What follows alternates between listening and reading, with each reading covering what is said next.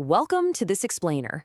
If you've recently been diagnosed with tinnitus, or maybe you're watching this to try and figure out what a loved one is going through, I just want to start off by acknowledging how incredibly overwhelming and frankly isolating it can feel. Suddenly, your entire world is filled with this constant ringing or buzzing or hissing that literally nobody else can hear. It's a profound and sometimes just shocking shift in your day-to-day reality.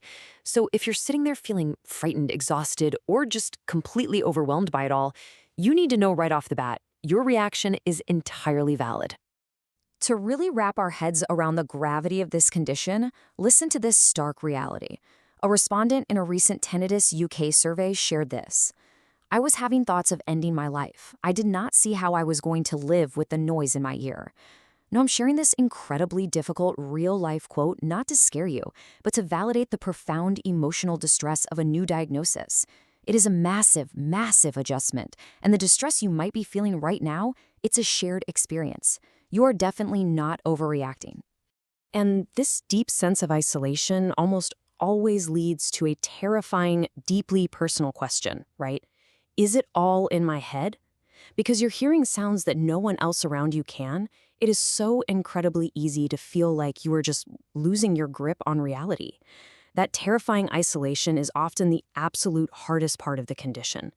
But as we transition into the science of what's actually happening, I really want to establish a deep foundation of empathy here. It is not just your imagination. It's a very real physical and neurological phenomenon. Let's actually ground this emotional narrative in some hard data. 1 in 7 adults in the UK are affected by tinnitus. 1 in 7. Think about that. That means millions of people are walking around right now, going to work, raising their families, and living their lives while navigating the exact same internal noise you are. The absolute crucial takeaway here is you are definitely not alone in this struggle. And the mental health toll, it's staggering. Statistics from Tinnitus UK reveal that 83.3% of people with the condition report low mood or sadness, compared to just 16.7% who report no severe mood changes. Feeling depressed or highly anxious is a completely normal biological reaction to an abnormal sensory input.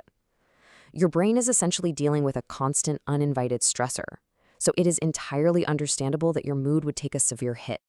All right, Section 1, the science of the sound. Let's dive into this.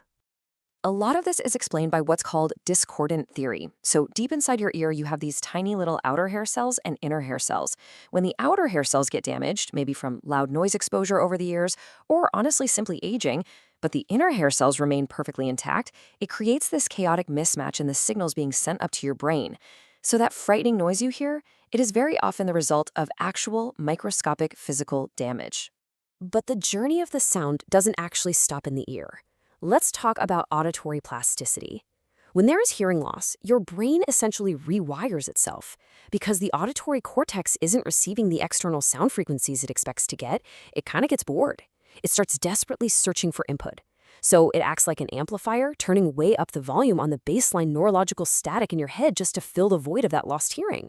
Your brain is quite literally trying to help out by creating sound where there isn't any. Moving right along to Section 2, what is somatic tinnitus? To really understand the difference here, subjective tinnitus is primarily driven by what we just talked about, hearing loss and brain activity. But somatic tinnitus is uniquely modulated by physical movement. Because the sensory systems in your head and neck are so intricately wired to your auditory system, physical tension or movement can directly cross over and change the intensity or the pitch or the volume of the sound you're perceiving. If you notice your ringing actually changes based on what you're doing physically, well, you fall into this category. And this affects roughly 65% of people living with tinnitus. We are talking about really simple physical actions here. Moving your neck, clenching your jaw, especially if you have TMJ, touching your face, or even just moving your eyes horizontally or vertically. These can act as direct triggers. If you've ever stretched your neck and literally heard the ringing spike, I promise you're not going crazy. It solves part of the neurological mystery, showing us that the physical state of your body is deeply, deeply intertwined with the sound in your ears. Okay, Section 3, taking back control. Let's talk about solutions. Because knowing all the science is empowering for sure. But now let's bring in some encouraging energy and discuss the actionable therapeutic interventions that can actually help you reclaim your life. Check out this official data sheet from Tinnitus UK regarding cognitive behavioral therapy, or CBT.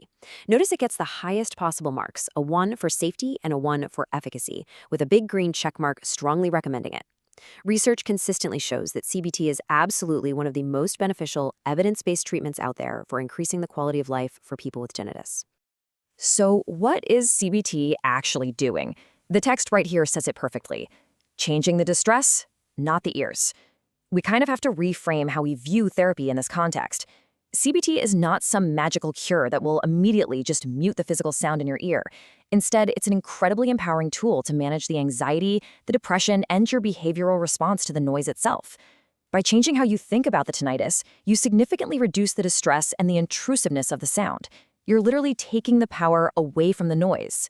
Let's look at another highly effective approach and see how these things build on each other. Tinnitus Retraining Therapy, or TRT, involves a specific set of steps to basically retrain your brain. Step 1 is counseling, to demystify the sound and lower your negative reactions to it. Step 2 is sound therapy, which uses subtle background noises or even wearable masking devices to decrease the harsh contrast between the tinnitus and a quiet room. And step 3 is the ultimate goal of the whole shebang: habituation. So it's absolutely crucial to understand exactly what habituation means. Think about a humming refrigerator or maybe a ceiling fan. When you first walk into the room, you hear it loud and clear, right? But after a while, you just get so used to the sound that your brain drops it from your conscious awareness. You completely stop focusing on it. That is habituation. In the context of tinnitus therapies, yeah, this process can take maybe 12 to 18 months, but the end result is that your brain learns to simply ignore the ringing. It gives you your silence back, mentally, even if not physically. Let's summarize the holistic approaches you have on your path to relief. You've got CBT for the emotional management, overcoming that initial anxiety and depression. You have TRT and sound masking devices to physically retrain the auditory cortex. You've got physical therapy to address those somatic triggers like TMJ and neck tension. And of course, you have support groups to combat the feeling of isolation. Taking action on both the physical and the emotional fronts absolutely restores hope. There are just so many tools at your disposal to fight back. As we wrap up, I really want to leave you with this provocative thought. You might not be able to simply turn off the sound right now, but how will you change the way you listen? You have the power to reframe your entire experience, to utilize these incredible therapies, and to truly reclaim your quality of life. The struggle for silence is entirely real, but you do not have to let the noise win. Thank you so much for joining me for this explainer, and I sincerely hope this knowledge empowers you on your journey forward.